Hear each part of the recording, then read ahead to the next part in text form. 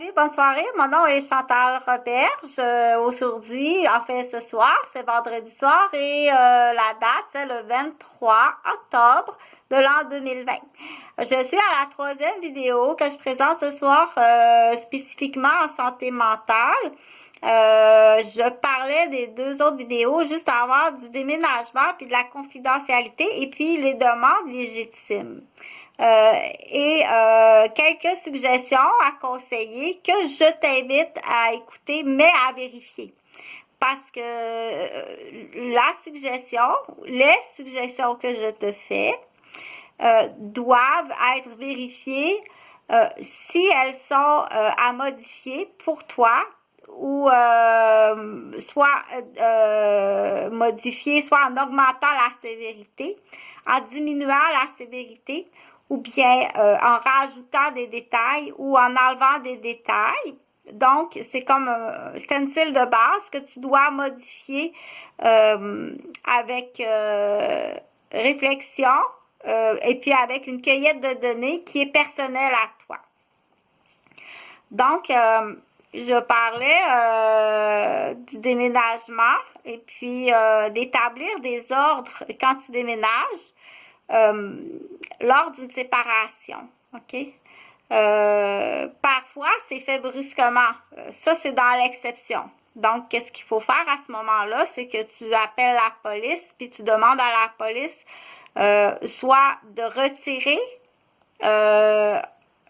en fait, de sortir le tiers personne, le conjoint, mais là qui va devenir l'ex-conjoint, tu le fais sortir de la maison. Il y a des procédures.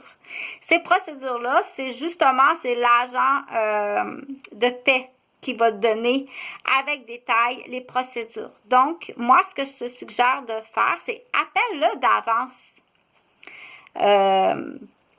L'agent de paix. OK? Puis demande-lui quel professionnel vous me suggérez. Je veux quitter mon conjoint, mais que doit-il se passer? Est-ce que c'est lui qui doit quitter la maison ou l'appartement ou c'est moi qui dois quitter la maison ou l'appartement? Demande donc conseil, s'il te plaît, demande conseil. OK? Puis vérifie qui va être là pour t'aider, OK? À ce moment-là. Puis de quelle façon ça va se faire? Ça demande beaucoup des détails. Ça demande vraiment beaucoup des détails à l'instant que tu dis, bon, c'est sûr qu'il y a une fin à la relation. Cette vidéo-là, je peux pas tout détailler, là, OK? Bon, mais est-ce que je dois le quitter? C'est pas ça. C'est quand tu décides, la décision est prise, je déménage, OK? La décision est prise. Est-ce que c'est moi qui s'en va ou c'est lui qui s'en va? OK? Demande-le pas au conjoint. Fais affaire avec un professionnel. L'agent de la paix ou le médiateur. Pas un guide de vie, non. Vas-y vraiment avec quelqu'un qui a un cours en sécurité puis en santé. Selon, bien entendu, la cueillette de données de la réalité. OK? La réalité. La vérité. OK? De qui vient la vérité? C'est là à qui tu fais confiance. Qui tu vas écouter? Si tu as un appel, admettons... puis que t'es agent de la paix ou t'es conseiller ou tu dois régler un conflit, qui t'écoute? Qui a la crédibilité?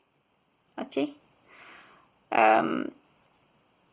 Donc, moi, je t'emmène, si tu veux, un méli-mélo là, de réflexion. Que dois-je faire? Là? Les procédures pour quitter. À qui je vais le demander? OK? Je pense que si c'est urgent, là, des fois, ça peut être urgent. Là, c'est sûr que si tu appelles 911, là. OK? Qui t'écoute quand tu arrives sur les lieux? OK? La madame a fait des siennes. Prenez-vous de la pilule, vous? OK? Qu'est-ce qui se passe? OK? C'est sûr qu'il faut prévenir, faut pas attendre, il faut pas attendre, hein, ce qu'on dit à la limite, là, t'aurais dû appeler puis partir bien avant ça. La personne, l'homme veut pas entendre ça non plus, parce que des hommes aussi, il y en a de plus en plus des hommes qui sont, dans des situations d'abus, beaucoup d'abus puis de violence psychologique chez l'homme, il y en a beaucoup. Je peux pas, je vais détailler. J'ai la capacité, la formation puis l'intelligence de rendre un message aidant, mais pas sur cette vidéo-là. Là, je vais te lancer, là, je veux que tu te questionnes, OK?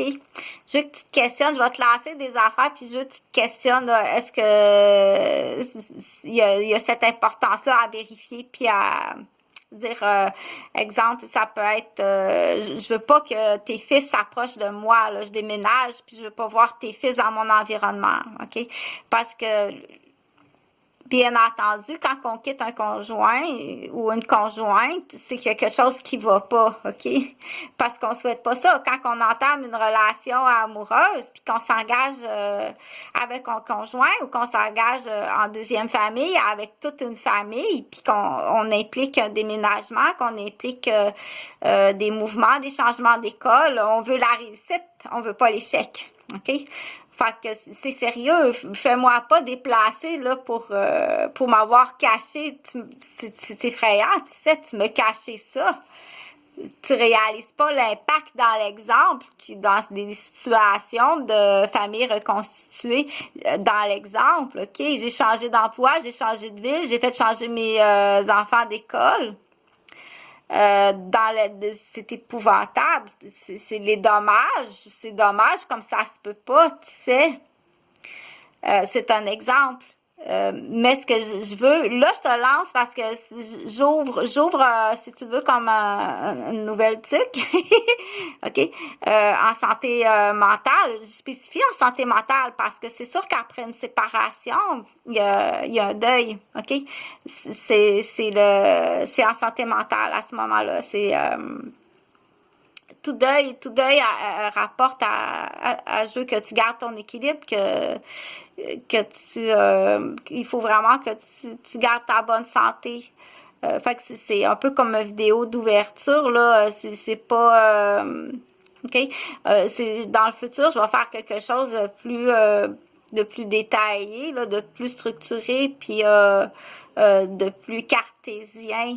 Parce que c'est le cartésien est très important à ce moment-là. Est vraiment important là dans la séparation, c'est le cartésien là, c'est pas le cœur, l'émotif là. Puis c'est vraiment là, c'est là qu'on dit embarque le comptable. Puis embarque toutes les échelles, puis cocher oui, cocher non, cocher oui, cocher non. Okay, c'est vraiment très cartésien à ce moment-là, la réflexion, puis la prise de décision. Fait que ça va aller, là je t'invite minute 21. Salut!